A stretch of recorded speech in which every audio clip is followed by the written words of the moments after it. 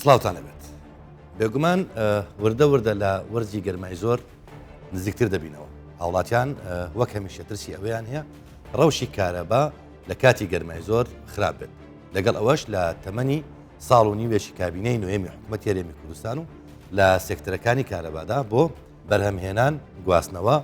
دابشکردن و کۆنتترۆل پرۆژەی گرنگ و گۆڕانکاری گەورە ئەنجام درراون پرسیاری سەرەکی ئەوەیە ئەو گۆڕانکاریانە چەند دەتوانن خەمی هاوڵاتیان بڕەوێنەوە لە ترسیان لە خراپبوونی ڕەوشی کارەبا پلانی وەزارەتی کارەبا بۆ باشترکردنی ڕەوشی کارەبا چیە و تاکسازیەکانی کابینەی نوێمی حکوومەت هێرێمی کوردستان لە سێکتەری کارەبا چی ئیزافەیەک دەخەنە سەر ڕەوشی کارەبا بۆ ئەمە بەستا میوانداری بەڕێزەندازیار کەمال محەممەد وەزیری کارەبای حکوومەتی هەرێمی کوردستانم کردو جنابی وەزیر دووبارە بەخێر بێەوە زۆر ساڵی پار لە یەکەم بەرنامەی هەنگاوی نوێم لەگەڵ جنابەت لەسەر کارەبا قسەمان کرد بۆ هیوای بووین کە کارەبا باش بێت و کۆمەڵێک موژدەی باش لەگەڵ خۆتێنە لەم بەرنامێدا وردە لەسەر ڕەوشی ئێستای کارەبا بە بەراورد لەگەڵ ساڵی پار قسە دەکەین ئەمەوێت لە دەستپێک ئەوەت لێ پرسم هاوڵاتیان ترسی ئەوەیان هەیە لەگەڵ بەرزبوونەوەی پلەکانی گەرما ڕەوشی کارەبا خراپ بێت وەکۆبێکە ساڵان ئەمە ڕوو دەدات ببینینی ئێوە بەو چاکسازیانەیە کە کابینەی نوێمی حکوومەت هێرێمی کوردستان کردویانە بۆ پلانێک کە وەزارەتی کارەبادای ڕێشتووە ڕەوشی کارەبا لە هاوینە گەرمەکەدا چی بەسەرێت زۆر سپاس کاکراگەست هەر دەستپێک کابینێ زبژم یەکەم حەلقە لەگەڵ بەرنامەیەوە هەر بەخۆشحاڵیەوە وەکو وەزارەتە کارەبێ بوو و باشیا کارەبێژێ زبژم یا دیارە خەڵکێک ینی بخوا ئەvێتێتینتە دەرێن چونکی ئەلڤێرێ ئەو دەمژمێرن هەبوونا کارەبێ تشتێکن ئەم نەشێن ڤەشێرن خەڵکێک ئەحساس ئەوێ پێت کرد هەروسا ئەvێ ڕنگداناوێ لەسەر بەهایە ئەمپێرێ وەلیداژی دیسا کێمتر یە لە هاتی لەما ئەم بینن هەتا حەدێکی باش ڕەوشە کارەبێ یا هاتیە ڕاگرتن و بەرە باشتر یاچووی پار معدل یە 2020 ما 17 ساعت و 5 دقیقه کارەبا هاوکارانم ئێزەبل بۆ ئەوەی کە ئەمە بە گرافیکەوە بینەرانیش ببینن ئەگەر هاوکارانم ئامادە بن ئەو چارتەمان پیشان بدەن لەوێوە قسە لەسەر ژمارەکان بکەین بۆ نمونە دەمژمێرەکانی هەبوونی کارەبا لە ساڵەکان و مانگەکانی کانونی دووم و شوبات و ئادار و نیسان مقارنەیە کراوە لە نێوان 2000 ساڵی 2019 بۆ ساڵی 2021 لە ساڵی 2019 بە معدلی لەو چوار مانگە 13 ساعت و 12 دقیقه بۆ 4 مانگی یەکەم ینی بۆ چوار مانگی یەکەم 2019 13 ساعت و 12 دقیقه بوو 2020 بوونە 14 ساعت و 50 دقیقه 2021 بوونە 17 ساعت و 30 دقیقه بە معدلی نزیکەی 5 ساعت و 10 دقیقه لەگەڵ 2019 فەرقی کردووە تەنها المانگەکانی 1 و 2 و 3 و 4 ئێمە پار 17 ساعت و 5 دقیقه کارەباماندا بوو ئێمە خەڵکی خۆ دڵنیاتکەن 17 ساعت ئێمە زیاتر دەدەن بەس وەکو ڕقم چونکی هەندە جارە کێشێت غاز و ئەوانە تێنە پێش بەڵام خەڵکی خۆ دڵنیا دەکەم زیاتر لە 17 ساعت 5 دقیقی پار زیاتر کارەبا لە سەرەتای بەرنامەکەی باسم کرد ترسی هاوڵاتیان لە گەرمای زۆرە ینی خوانەکە لەو گەرمایە بە تایبەت لە هەولێر کارەبا ببڕێت خۆتەزانی کە مصیبەتێکی گەورەیە بەم گەرمایە هەمیشە هەموو ساڵان هاوڵاتیان بۆ هیوان کە کارەبا لە هاویندا باش بوو بۆ پرۆژەکانی هاوین بۆ هاوین پرۆژێکدان ئەم هاوینە ئێمە دوو هەنگاومان هاوێتنە و بۆ باشکردنی ڕەوشی کارەبا 150 مێگاوات تورکیا مە هێناوە ئەوە تقریبا 25 یەک ئەوە هاتنە ناو شەبەکە هەروەها مانگی 5 داژی گەرمیان وێزگایەکی تر کە ئەمە یەکەمین جارە بغازاتی مصاحب دەڵێن ئەسوشیتد گاز دەکەوتە ئیشەوژی 165 مێگاواتە یعنی ئەتوانم بڵێم ئەم هاوینە 300 مێگاوات زیاتر دەبیت لە هاوینی ڕابرد جنابی وەزیر سەرنجت بۆ شتێک ڕاکێشام لە بەرنامەی چەند مانگێک پێشتا کە لەگەڵ جنابت دانیشتم لەوێش کۆمەڵێک لەو چاکسازیانێک کە حکوومەت کردی ڕێژەی مێگاوات دیسانیش سەروی 300 و 400 زیاد بوو ئێستاش وەکوی خۆت فەرمووت بەس لەم ساڵ 300 مێگاوات زیاد بووە یعنی ئەم ڕێژەیە زیاد دەبێت بەڵام ڕێژەی دابشکردنی کارەبا زۆر بە ئەندازەی ئەمە زیاد نابێت پەیوەندی بەوەیە کە لۆدی زیاترتان لەسرە خەڵک دیسا بەشدار ڕێژەی بەشداروان زیاتر بێت ئەممان بڕ بەێ طبعاً ساڵانە ناوبینی 6 هەتا 7,000 بەشداربوون زیاد دەبیت ئەم زیادە هەر ماڵێک هەکەت و 1500 کیلووات بۆ بدانی یعنی تقریبا هەتا 300 مگاوات ساڵانە پێویست دەکات بۆ ئەم ساڵە ئێمە ئەو 300 مگاوات ئەمە دابین کرد سەرەوە ساسەشی ئێمە توان بڵێن پار سعاتەکانی پارکە 17 ساعت و 5 دقه ئەم ساڵە زیاترژی لەو سعاتانە دابین دەکرێت هەروەها پروۆژەی سمارت میتەر ئێستا کەوتە ئیش ئەمەژی یەکل ئەو بەرنامانە یان پرۆژانە کە یارمەتی سیستەمی کارەبا بدەت چونکی ڕێگای ئەم پیوەرانە ئەتوانن تهدید لۆدی بکەن ئەو کارەبای بفیڕوو دەچوو پێشتر ئەوە نامینیت کەمتر لێ دەیێت چونکی پێشتر کەمیەکی کارەبای زۆر بەفیڕوو دەێت ئەم ساڵ 300 مێگا واتی کە جنابتان فەرمووتان بۆ خواستی بەشداربوانی تازێ ینی کە بەشداربوانی تازەیە کەواتە ئەتوانین بڵێن تاوەکو کەی وای لێ دێت کە ڕێژەی بەرهەمێنانی کارەبا لە خواستی هاوڵاتیان زیاتر بێت بۆ ئەوەی بتوانن کاژمێرەکانی دابشکردنی کارەبا زیاتر بێت سەبارەت ئەم خواستە وەکو ژێرخانە هەمانە 6,700 مگاواتی کارەبا هەمانە ئەوی ئێستا لە ئیشە 3,400 هەتا 3,500 مگاواتە یعنی نیوەی ئەو تاقا ئەو ژێرخانەی ئەوی هەمانە ئێستا لە ئیشدایە ئەوانی تر پێویستە سوتەمەنی بۆ دابین بکرێت ئێمە و وەزارەتی سامانی سروشتی تەنسیقێکی زۆر باش هەیە ئەوانژی هەموو هەولەکان ئەدەن بۆ ئەو غازە زیاتر بکەن و پێش چەند ڕۆژێک تقریبا 10 هەتا 15 پێی سێجار زیاد کردینە ینی نیوەی وەحدایك زیاد دەبیت ینی ئەم تەنسیقە هەمانە پێک بە و ئینشاءالله ئەتوانن بە یارمەتی خەڵک ینی هاوڵاتی هەکە هاوکاری ئێمە بن ئەو دەمژمێران ئەتوانن ڕابگرن چونکە ئێستا تقریبا سەر و 22 ساعت خەڵک کارەبا هەیە ینی هەکە مانگی داهاتوودا کاژمێر بەم وەلیدەوە یانیش بەس نەخێر بەس کارەبای نیشتیمانی لەبەرەوەی لە مانجی پێنجین ینی خەڵک زۆر کارەبا شتیوا بەکاردانێتیان وڵی ئێستا خواست سەر کارەبا هەتا حدە کەمە بەڵام ئێستا ئێمە سەر و 22 ساعتی کارەبا ئێستا مانگی 4 ئێمە کارەبا بە خەڵک داوە باش قسەی زیاترمان لەسەر یان بسیاری زیاتر بەسەر کارەبا و دابشکردن و کەرتی تایبەت و ئەوانە شەبێت بەڵام هاوکارانم راپۆرتێکیان دروست کردووە بە پێکەوە بیبین. لە تەمەنی ساڵ و نیوێکی کابینەی نوێمی حکومەتی هەرێمی کوردستاندا لە سەرجەم سێکتەرەکانی کارەبادا بەرەمێنان گواستنەوە دابشکردن کۆنتترۆل پرۆژەی گرنگ و گۆڕانکاری گەورە ئەنجامدراوە کە داهات و خەرجێکی زۆر بۆ گەنجینەی حکوومەت و داهاتی هەرێم گەڕێنراوەتەوە ماوەکانی پێدانی کارەباش بە بەراورد بە ساڵانی ڕابردوو ڕۆی لە زیادبوون کردووە. بەڕێوەبەری گشتی دیوانی وەزارەتی کارەبای حکومەتی هەرێمی کوردستان باز لەوە دەکات نەهێشتنی ڕۆتین لە ناو وەزارەت و بەڕێبەرێتیەکانی گشتی کارەبایی پارێزگاکان و ئیدارەکان و کارکردن بە شەفافیت لە سەرجەم بوارەکاندا بە تایبەت بابەتی ڕاگەاندنی پرۆژەکان جێبەجێکردنی بەرگەکانی یاسای چاکسازی لە هەرێمی کوردستان لە پێشینەی کارەکانیان بووە. ئەو پێدۆچوونەوە هاتیەکەنە سەر دووسێت فەرمانبەرەوە 14139 دووسەمە هەبوون کوی گشتی 230 فەرمانبەر هەبوون کە ئیشکال دیاسایی هەبوون ئانکو موچەیەکی زیادە وەرگرت بۆ ئەنکو پلەیەکی زیادە وەرگرت بۆ ئەنکو ناونیشانی دوان خەلەت بوون یانکو شاهدەیەکی دروست شاهدەوان دروست نەبوو جوان 14139 فەرمانبەرە ئەو 230 هاتنە دەستشانکردن 53 فەرمانبەرژی دوو موچە هەبوون ئەو جی هاتنە دەستشانکردن بوو ڕەوانەی ئەنجومەنی وەزیران هەبوون دەست پێ کارکردنا جناب وەزیر و ئێستا وێنیل وەزارەتێ مە دەست چاکسازی کرد وەکو خۆ بوو نمونە ئەو دەرمالێت نەیاسایی هاتبوونە سەرفکردن قۆناغا ئێکە ڕاوەستاندن مە نەهێلان ئەو دەرمالە بهێنە سەرفکردن قۆناغا دوێ کە یاسا چاکسازی هات دەستمە بالاتر ما ئەمشیان وان دەرمالا ڕاوەستێنین ئەنکو ئەو تشتێ زیادە هاتیە سەرفکردن موچێت زیادە و دوڕاتە بە ئەوە هەمووی بە ئێکجاری بڕاوەستێن. لە ڕووی زیادکردنی بەرەمێنانی کارەبا لە کابینەی نوێی حکومەتی هەرێمی کوردستاندا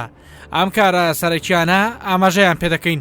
یەک چارەسەرکردنی کێشەی تەکنیکی هەردوو یەکەکانی وێزگەی کەهرەوەئاوی دەربەندیخان و دوکان دوو چارەسەرکردنی کێشەی تەکنیکی یەکەکانی وێزگەی کەهرەوەئاوی لە هەرێمی کوردستاندا بە تایبەتی وێزگەی کەهرەوەئاوی بێخاڵ سێ بەگەڕخستنی وێزگەی 300 مگاواتی خەباتی هەڵمی بە گۆژمەی 564 میلیۆن دلار 4 زیادکردنی 50 پێسێجای گاز کە بۆ هۆی زیادبوونی 200 مێگاوات کارەبا. 5 مەزاختنی 100 ملیۆن دلار بۆ چاکسازی یەکەکانی کۆمپانیەکان کە بووە هۆی زیادبوونی 300 مێگاوات کارەبا.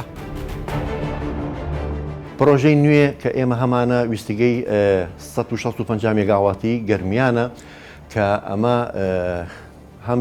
دەبێتە هۆی زیادکردنی بەرهەم و هەم وەکو وزە نوێبووەکان ئەتوانرێ پێناسی بکرێت لەبەر ئەوەی کە لەسەر ئەو گازە کار دەکات کە دەسووتێنرێ و هیچ سوودێکی لێ نابینرێ و هەم بێتە هۆی پیسبوونی ژینگە کە ئەم پرۆژەیە خۆشبەختانە ئەمە پێشبینی ئەەکەین لە کۆتایی لە سەرەتای مانگی 6 و لە سەرەتای مانگی 6 لەو 165 مێگاواتە 6 مێگاواتی ئامادە بێ بۆ کارکردن و لە سەرەتای مانگی 165 مێگاوات بە تەواوی دەچێتە ناوتۆڕی کارەبای هەرێ. هەروەها ویستگەی کار و ئاوی دێرە لوکمان هەیە کە ئێستا لەسەر لەژێر کاری دامەزراندندایە لەلایەن کۆمپانیای تایبەتمەندەکان و کاری لەسەرکرێت کە ئەویش پێشبینی ئەەکەین لە سەرەتای ساڵی داهاتوو ئەو پرۆژەی ویستگەی دێرە لوکیش پێوتەکات. یعنی لە ماوەی ساڵ و نیویەک بۆ 2 ساڵ ئێمە توانیمە نزیکەیش 6 ساعت 5 ساعتونی بۆ 6 ساعت کارەبا ئێمە زیاد بکەین و ئێستا بە بەردەوام بەرهەم لە زیادبوونە بە تایبەتی پاش تەواوبوونی ئەو پرۆژانی کە ئاماژەم پێدا و ئێستا کاری لەسەرکرێ و لەژێر دامەزراندندا.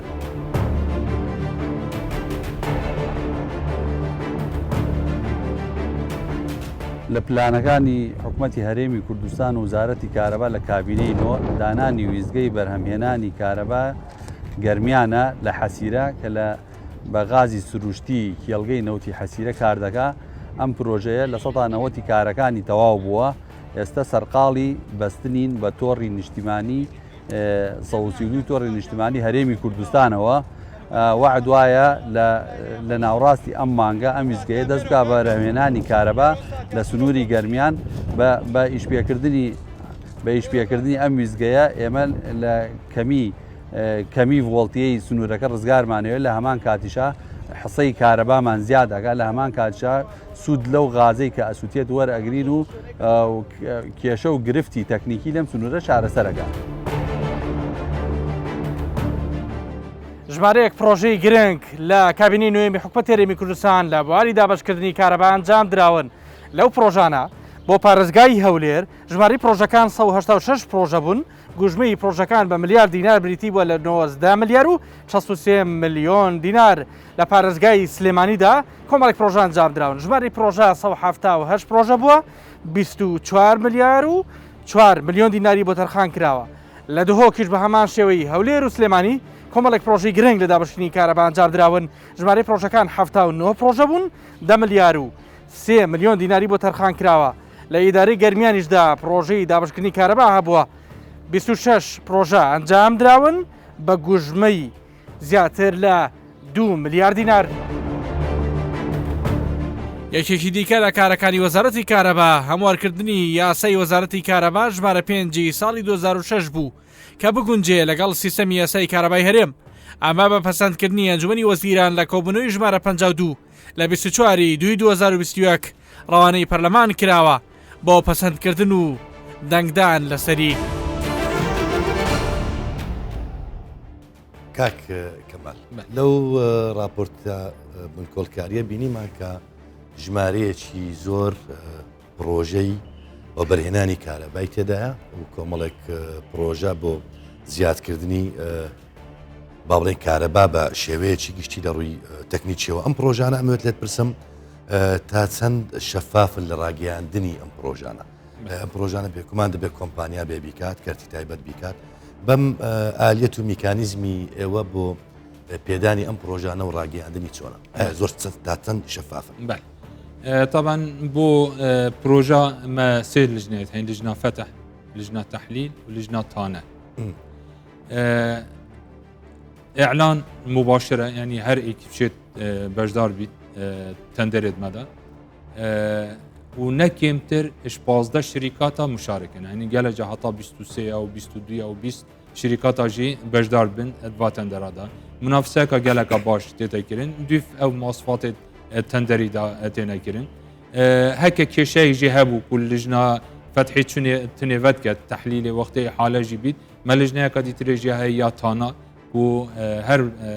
مقاولك شد هكا بینید کو غدرك على هي ديستا لجنه كاديتري لو ما همشين بيجن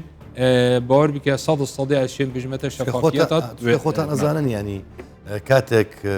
بەشێک لەو چاکسازیانەی کە کابینەی نوێمی حکوومەتی هەرێمی کوردستان دەیەوێت بیکات پرسی شەفافیت و پرسی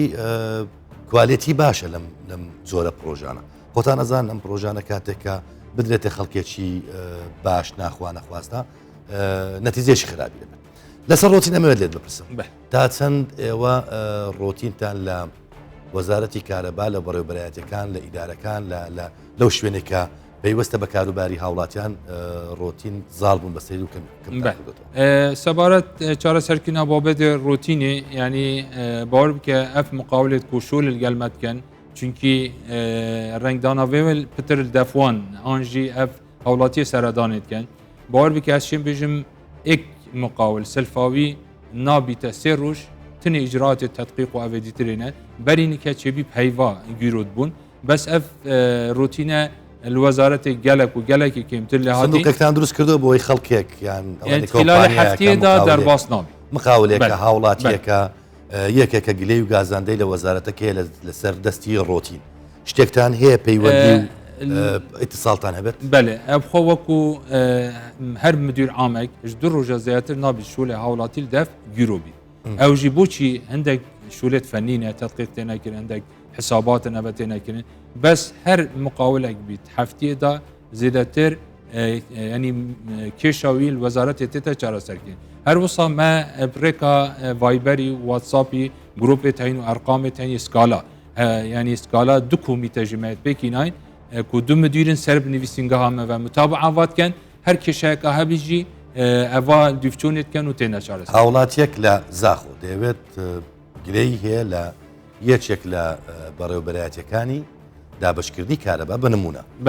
دەیەوێت گلەیی بگەینێت بۆ نمونە لەوێ فەرمانبەرێکی شەکەی ڕاهی ناکات یان خەلەلێکیان بۆ دروست کردووە یانیش بە هەر هۆکارێک بێت کە پەیوەندی بە خۆیەوە نیە پەیوەندی بە خودی دایرەی کارەباوێ ئیشەکەی جێبەجێ ناکرێت چۆن بتوان ئەو سکاڵان بگەینێتە ماگوتی ینی واتسابي جي فايبر يجي هاولات چۆن بزانێت کە لەسەر کام ژمارە اینا خواره يعني الدزجيت راگاهاندني اهمیت هاتنا خواره و خلق بردوام يعني وكي بيجن هكا كيشاي كبيت نقل موظفه ما بيت هاولات يك جيبيت كيشاوي نيتا چارا سركرن بريكا افي سكالاي دي تقديم كتو تيتا چارا سركرن يعني حتى حدا كي باش اشين بيجم روتين گەلێکی کێم بووی و سکالاژی ئەغلبەت ئەوان تێنە چارەسەر خۆشت بە دوایی سکاڵایەکانی خۆ تاقیبی سکاڵای طبعا ئەو دو لژنە دوو مدیرن سەر نویسینگەها مبەنە ینی نەکو ئەوە تابعی قسمێکی دی دیوانە ئان بەرهەمێنان سەر نویسینگەها مخۆوە باش ئەمەوێت لەسەر پرسێکی دیکە ئەویش زیادە ڕۆیی لە کارەبا لە پێم وابێت لەو بەرنامەی کە پێشتر لەگەڵمان بووی ڕێژەیەک هەبوو کە دەستان پێکردبوو لە بڕینی زیێدە ڕۆی ئەمە شێکەکە لەمانەی کە وا دەکات ڕێژەی کارەبا لە دابشکردن زیاد بێت ئەگەر هاوکارانم ئامادە بن با بچینە سەر چارتی دووەم جەنابی وەزیر ئەمە ژمارەی سەرپێچیەکان و بڕی پارەی سزادانە لە 2019 و 2020 لەگەڵەوەی 2020 کۆرۆناش خەڵکێکی بردە ژوورەوە لە ماڵەوە کەرەنتین کران نەیانتوانی ینی بۆ نمونە تیمەکانیەوە نەیتوانی زۆر بەدواداچوون بکەن بەڵام ئەگەر ئەو مقارنم بۆ بکەن بەێ 2019 ئەو سەرپێچێت هاتنی ڕاکردن سەر تورێن هەرێمێ 6356 حالات بوون طبعا ئەوە وەختێ کابراک سەرپێچیت کە دوو ڕێنمایەتمە دوو سزا وەرگیریت ئێک جۆر قەتە ینی بۆ ئەو تیماچن بڕن 30,000 بۆ ئەو تیماچیت بڕیت ئەنی بۆ کرێی تیمەکەی ئێوە کە ئەچنیشەکان بەێ 30 بۆ خەزینێت زڤریت 7 بۆی تیمیە ئەو تیم بجا مخبر يعني قال جارة كبراي ديت بيجت فلان مزرعان فلان بنات يعني ما قلتي 30 بو جنجينا 21 يادي تري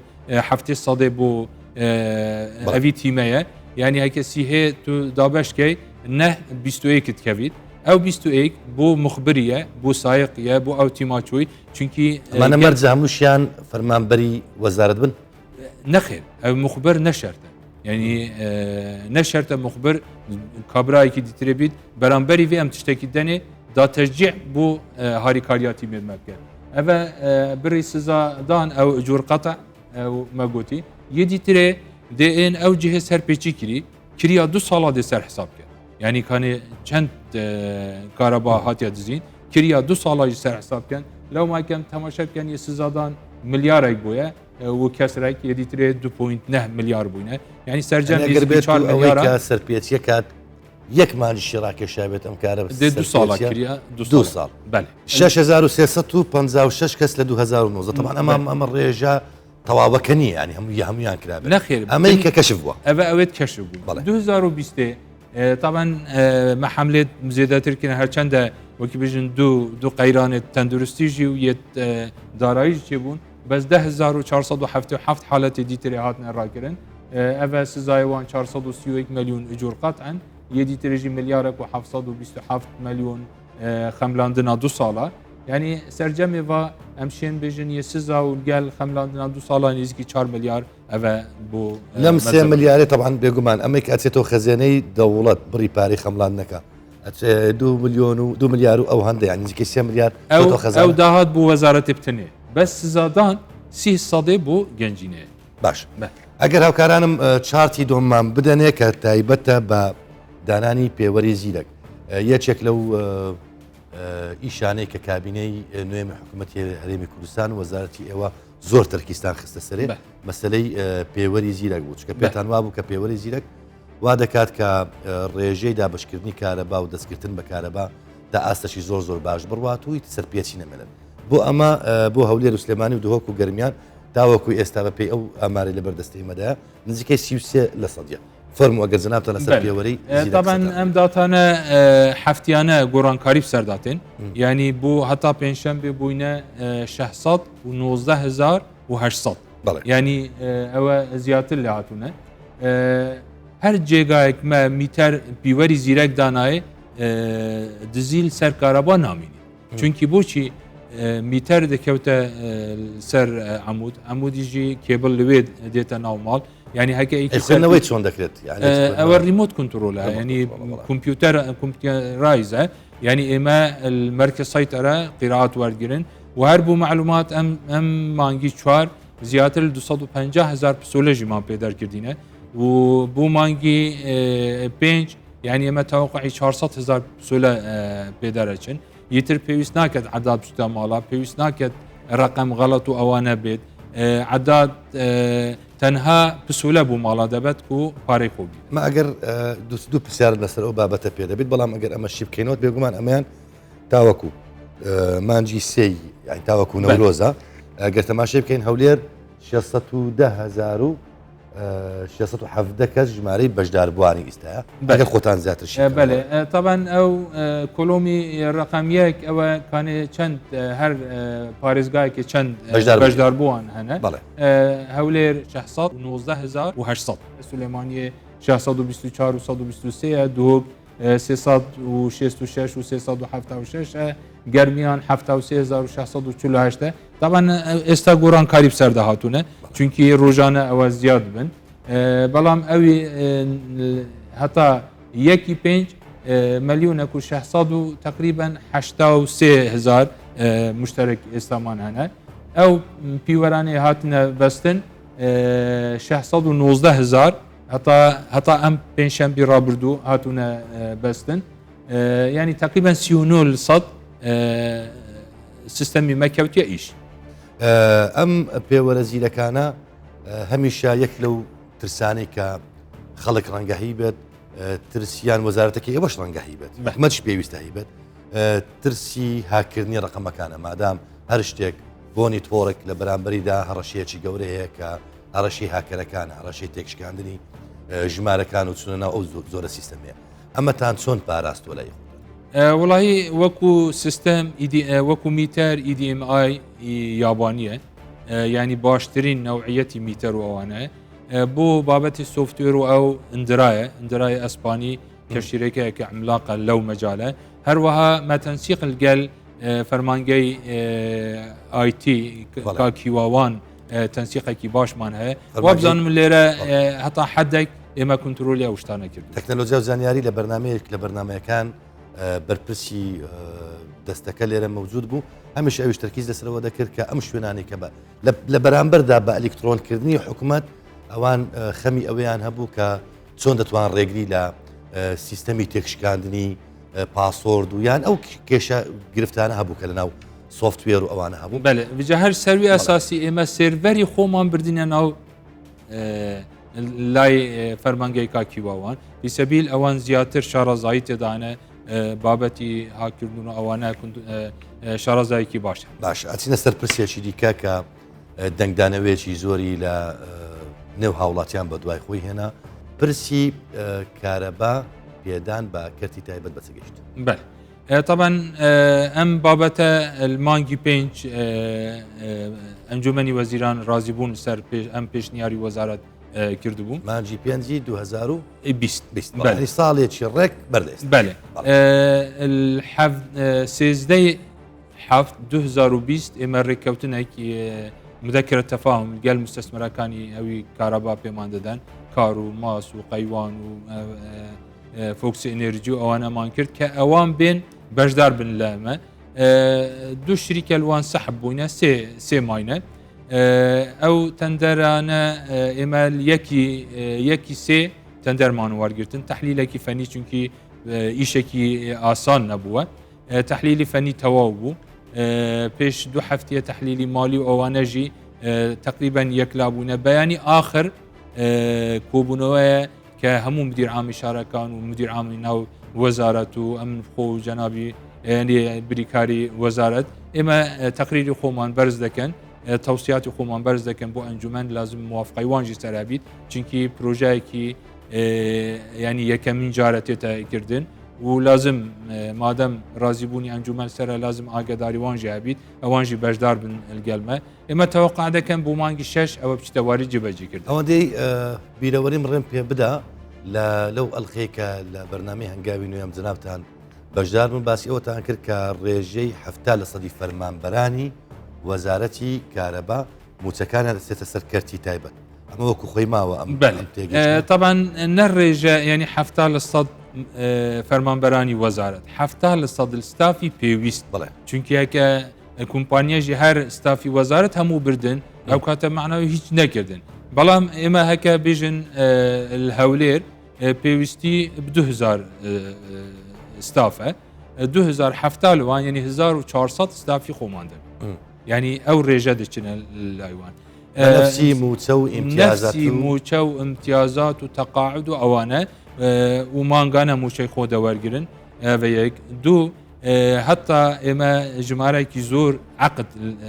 ئێستا خەڵک فەرمانبەری مە عقدن 350,000 ئەوانە ئێمە دڵنیانە ئەو کومپانیانە ینی هەکە دوو جارە ئەو موچە زیاترژی نەدەنێت چی بیت هەر ینی بقەدەر ینی نەکەمتر 500,000 موچە ئەمەشانێک بوو پێم وابێت لەو خاڵانەی کە خستانە سەر بەێ ئەوە مەرجەکە 70% لازم دووش ئەوانەی کە گرێبەستن یان هیچ مۆزەفێک لە 500,000 نەرکەمتر وەرنەگرێت بەێ ئەوە ینی دنیامە زیاترژی بەڵام لەو ڕقەمە کەمتر ئەمەیان بۆ گرێبەستەکان خبرێکی خۆشە بەڵام بۆچی هاوڵاتیان ترسیان لەوە هەیە ینی ئەمەیان کۆمەڵێک پروپاگندەی جیاوازە ئەکرێت ینی باسی ئەوە دەکەن کە کاتێک کارەبا بدرێتە کەرتی تایبەت بارەکانیان زیاترە بێت بۆچی خەڵک ترسی لەمە هەیە بۆ دڵنیایی خۆشت بە هاوڵاتیان وڵی خەلکی خۆ دڵنیات کەم کۆ ئەف پرۆژە مەسلحەتا خەلکیدایە چونکی وەکو کابینە وەکو وەزارەت هەکە ئەف خەلکە نەبیت ئەف کابینە و ئەف وەزارەتە ژینان ئەوەیە دوو ئەو دیفچوونە جەنابی سەرۆکی حکومەتێ بخوا بۆ وی بابەتی کرد باوەڕ بکە چێ بیت گەلەش مەژی زێدەتر یە دیفچوونت کرد بۆ هاوڵاتی زەرەرمەند نەبیت ینی هەدەفە مەیە سەرەکی هاوڵاتی مە زەرەر نەبیت دوو سەعاتێت کارە بە هاوڵاتی خۆزی دەکەن سێ نەبیتە ینی بارگرانی سەر هاوڵاتی بۆچی چونکی گەلە جارە عدادێک 5 هەیواناچی تەماڵێ سێ هەیواناچ تەماڵێ دێ ڕقەمێکی مەزن بۆ هاوڵاتی چیت هاوڵاتی دەبیتە قەرل دەف و ینی کێشێت ژوی جۆرێژی چێبن یا پێنجێژی ئەوە و هاوڵاتی هیچ پارەیەکیژی سەرف ناکات ینی هەموو او مزاختی وزارت کارابه که پشتوانیا انجمنی وزیران مصرفه جیب خوبی 253 میلیون دلار بو وی پروژه یتات نجیب جیکرین کرت تایبت ایکش ادوات طول آن او ادوات سرکفت ناوی اف دانانا پیور زیرکه لو ما جدی و ما ورگرتی و الهيفا شش ام توقعت كان يشتواري جبه کاتێک کە کارەبا دەدرێتە کەرتی تایبەت پرسی پێوەرزیرەکی بەسەردێت بەردەوامێکی لە ئەستۆی ئەوانە یان لە ئەستۆی وەکو عقد چونکی عقد ما گەل وەزارەتی ئەم دێ ئەوی تمام کرد بەس سەرپەرشتیا ئیدارەداناوی ئەوە مایک و مە 600 و مەگوتی نزیکی 20,000 مە دانای تمامکردناوی ئەو دە سەرپەرشتیژ لە دەستپێکدا کەرتی تایبەت چ دەکات ینی کاتێک ئەم پرۆژە دەدەنە کەرتی تایبەت پرۆژێک کارەبا چ دەکات ینی شەکانی چ دەبێت بله طبعا ئەو شولێ نوکە وەزارەت کرد ئەو هەمان شول ئەو دەکرد بەس فەرقاوێ ئەلڤێرێ چییە ما ئەف کارەباتێتە بەرزەکردن مدەیەک مەیە بۆ دانای هەتا 3 ساڵە بێت ئەف کارەبا بفیرۆ چیت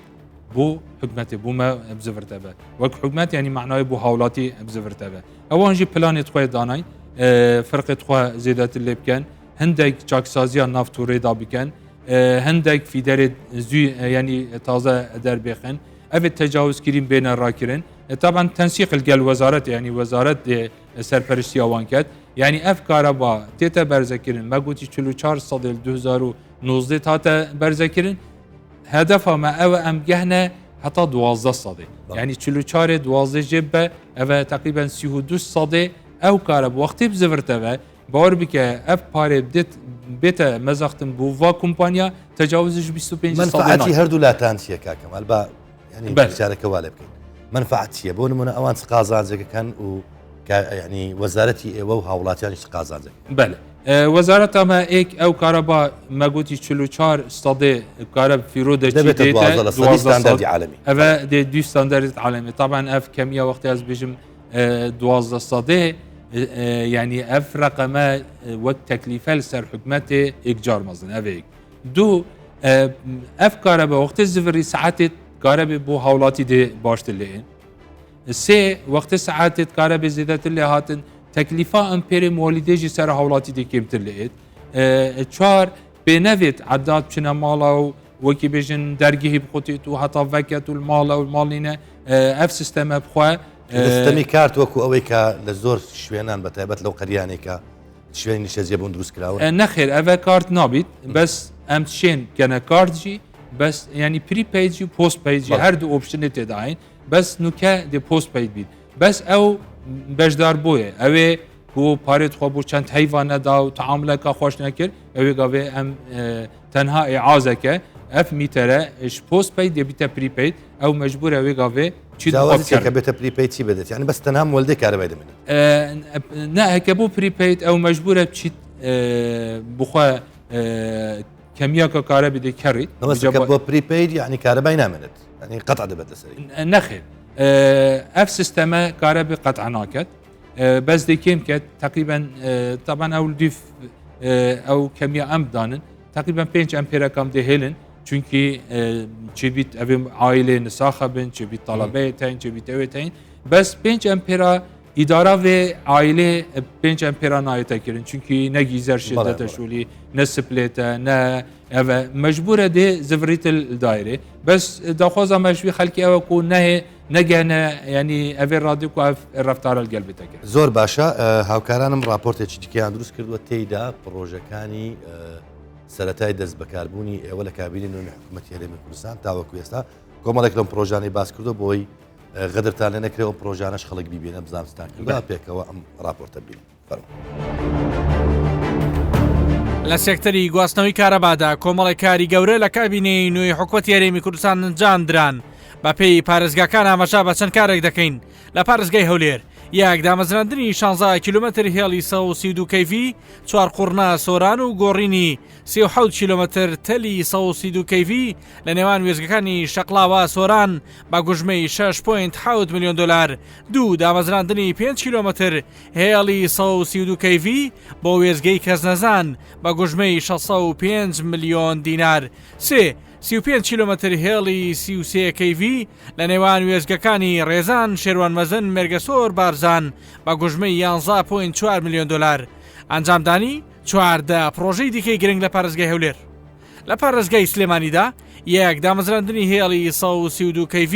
لە نێوان بازیان چەمچەماڵ بە گوژمەی 5.4 میلیۆن دلار، دوو دامەزراندنی هێڵی 132 KV لە نێوان بازیان ڕاپەڕین بە گوژمەی 21 میلیۆن دلار، سێ دامەزراندنی هێڵی 132 KV لە نێوان سەیسادە قەڵەبجە بە گوژمەی 11 میلیۆن دلار لەگەڵ 4 پرۆژەی دیکەی گرنگ بۆ پارێزگای سلێمانی. لە پارێزگای دوهۆک یەک دامەزراندنی 34 کیلومتر هێڵی 132 KV هەولێر دوهۆک بە گوژمەی 7.425 میلیۆن دلار، دوو دامەزراندنی 50 کیلومتر هێڵی 132 KV سیمێل زاخۆ بە گوژمەی 9.6 میلیۆن دلار لەگەڵ دوو پرۆژەی دیکەی گرنگ بۆ دوهۆک. لە سنووری داری گەرمیانیش یەک دامەزراندنی 7 کیلومتر هێڵی 33 KV کەلار بە گوژمەی 770,000 دلار، دوو گۆڕینی 20 کیلومتر تەلی 132 KV کەفری کەلار بە گوژمەی 2 میلیۆن دلار، سێ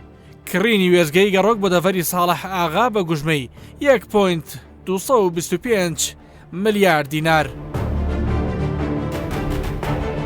خۆشبەختانە لەو کابینەیە کە کابینەی خزمەت گوزاری و کابینەی چاکسازیە توانرا بەشێک لە داهاتی کارەبای هەرێمی کوردستان تەرخان بکرێت لە بۆ تەواوکردنی ئەو پرۆژانە. ئەوەش بە پرۆسەیەکدا تێپەڕی هەر سەرەتای ئەو کابینەیە سەرۆکی حکوومەت داوای لە هەموو وەزارەتەکان کرد، داوای لە هەموو وەزیرەکان کردکەوە پلانێکی توخمەدا بنێن بۆ ئەوەی بتوانن ئەو کێشانە و ئەو گرفتانەی کە لە ناو وەزارەتەکان هەیە چارەسەری بکەن. لە کابینەی نوێمی حکوومەتی هەرێمی کوردستاندا چاودێری لەسەر سەرپێچیکردنە سەر هێڵەکانی کارەبا چڕتر کرانەوە. بە جۆرێک لە ساڵی 2019دا ژماری سەرپێچیکاران 6356 کەس بوون، بڕی پارەی سزادان 614 میلیۆن و 998 دینار بووە، بڕی پارەی خەمڵاندن ملیارێک و 207 میلیۆن و 780 دینار بووە. لە 2020دا ژماری سەرپێچیەکان زیاتر بووە، 10477 سەرپێچیکار هەبووە، بڕی پارەی سزادان بریتی بووە لە 431 میلیۆن و 704 دینار، بڕی پارەی خەمڵاندن بریتی بووە لە ملیارێک و 727 میلیۆن و 543 دینار.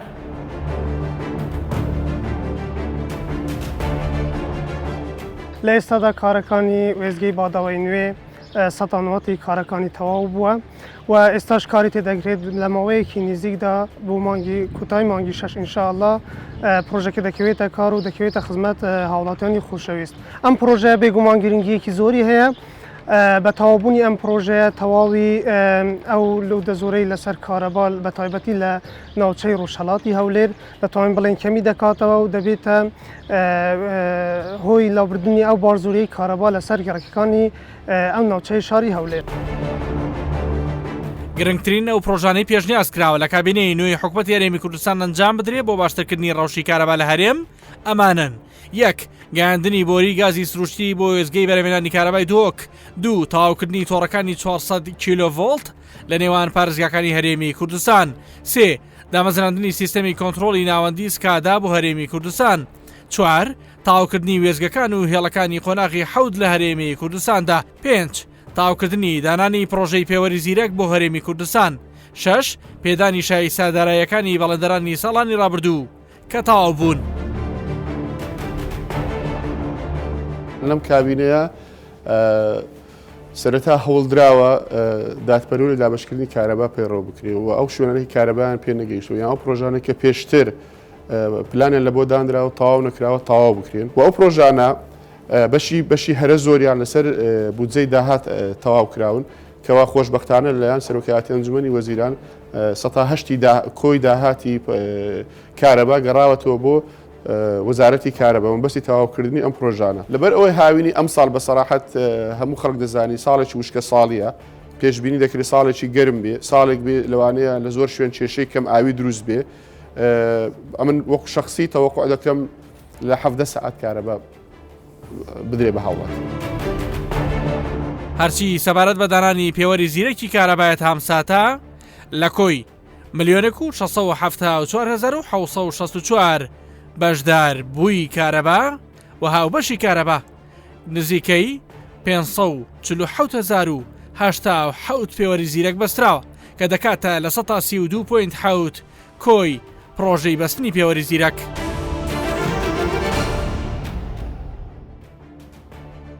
جەنابی وەزیر ئەم راپۆرتە پرسیارێکی گرنگە وروژێنێت بەڕاستەکەی ڤایرۆسی کۆڕۆنا و دابەزی نرخی نەوت و کۆمەڵێک لەو گرفتە اقتصادیانێک کە بە شێوەیەکی گشتی ڕووی لە جیهان کرد و لە هەرێمی کوردستان کرد فەرمۆمەکێشەی پێدانی موچەمان تاوەکو ئێستا هەیە کە ئەو پارە بەشمان ناکات کە موچەی فەرمانبەرانی تێدا بدرێت هەوڵاتیان ئەپرسن و مافی خۆشیانە لەو پرسیارە ینی لە کاتێکدا کە ئێمە پارەی موچەمان نییە و حکومەت پارەی نییە بەڕاستەکەی ئەم بودجەتان لەکوێ هێنا کە ئەم پرۆژانی پێ بکەن کە تازە راپۆرتەکەن طبعا اف وضع كهرباء برف باشي شوي انجام او يعني انجام و بروجا باشتهاتنا انجام دان نتيجه اوه بويه چونكي هكا بحث هفلير تايبت وضع هفلير جلا خرابتر بوش سليماني جوج جرميان جوج دوغجي يعني اوفلودك زور لهبو محطات چندین محطات و خطوط مهبون گریبس هادبونه کرین بری چند ساله تمام نهادبونه کرین طبعا اوا ما غازی و شرکاتا کرد و بین پروژه خو انجام بدن و ام سپاسیاوات کن یعنی دیف بانگوازیا معادن بس اوا همی او فشار او کو جناب سروک انجمن وزیران بردوام المدکت کو چوا امشین کاره به برف باشتر ببن ایکش باشید انجام دانا اوا پروژه اوا کو اف دمجمرین هبونا کاره به مپ زیاده کرین و اول بردوام جی یعنی توقعات کم حتی حیوا حفت سه پروژه دیتره بودجەتان لەکوێ دەست دەکەوێت بودجه باراپتر او قرت ما السر عند کمپانیا هبون وکی ماس وکی کار وکی هند ستیل اف قره ما يجي ورگرتين وما يتينا ايفا بروجا بي انجام دان وقتان لسروان هبو يعني شمارکردنەوەی پرۆژەکانی ئەو کۆمپانیایە نەبوو النخير قرت ما چونكي فا معاملة چیمنتوی هبون يت آسنی هبون قرت مال دافوان بون ما اف قره جي ورگرتين بو انجام دانا اوا بروجا او بشكل بودجه لەمێ بله بەشێکیش ڕەنگە بەشێک جی او بەداهاتان بێت سەرداهاتێ مەبخۆیە بەس وەکی دیترێ کو ما ئەف پروژە لەسەر بودجا دارایی انجام دابن چونکی وضع دارایی gelek وەکی بێژن قەیرانەکە سەخت دامت بوورین یعنی بودجا ئێکێ ئەوە کول سەرداهات یا دوێ ئەف مەقاصد مەلگەل ئەوا کۆمپانیا کرین و ئەف شولە بێ فەرق و جودایش گەرمیان و هەتا زاخۆ ez bijim raqemjiyê hat nekirin û derencam ev başiye eva ketiye saetê hebûna karebê û berdewam jî ev pisyareşmetê te kirin hêşta vê pitir xizmeta şebekê bê te kirin da ku em şên saetê baştir û hindî ev piştevaniye hebî taybet ku cenabê Serokê Encûmenê Wezîran bawir ke heftiyane ye yani ser babetê karebê û her dibêjî lazim em zêdetir bikin çünkü ekiş yani Muhammed hükümeti evnine kutene tu bas moça müstahakka yani xalki bide bas vet projeji benev. Disa proje karabêj yani danana beri du haftiye محطayk şavis 15 milyon dolar pêdbin. İden yani parayki mazın bova meşariat çit law ma hal serve em daxwazish xalki xwatken eve ev jêrxane bo xizmetkirina vê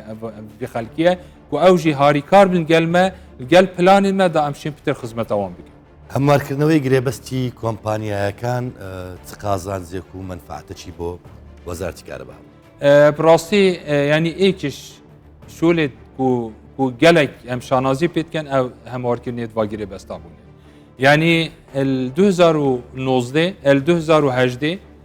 kilowatt el ser hikûmetê 128 dinar. El 2019 mekira 88 dinar. El 2020 mekira 71 dinar. Yani 45 صدى مش كلفا كيلووات السر حكمته ما كيمكن شوا قربو بري نكاكا محطة راوستيا جيبا 85 صدى لازم باريو دابو ما كرا 6 صدى بو هر كيلووات هكا يا راوستيا باجي 32 دولار دان ما كرا 16 دولار بو كومباين سايكل 63 دولار بو ما كرا 45 دولار و چندین سه پروژه 29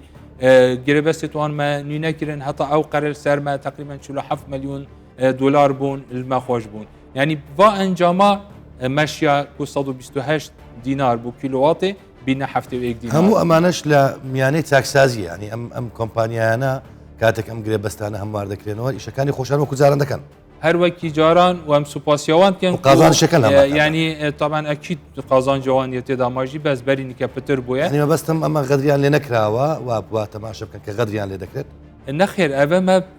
وكي بيجن تيجي هشتين وبتوقيع يعني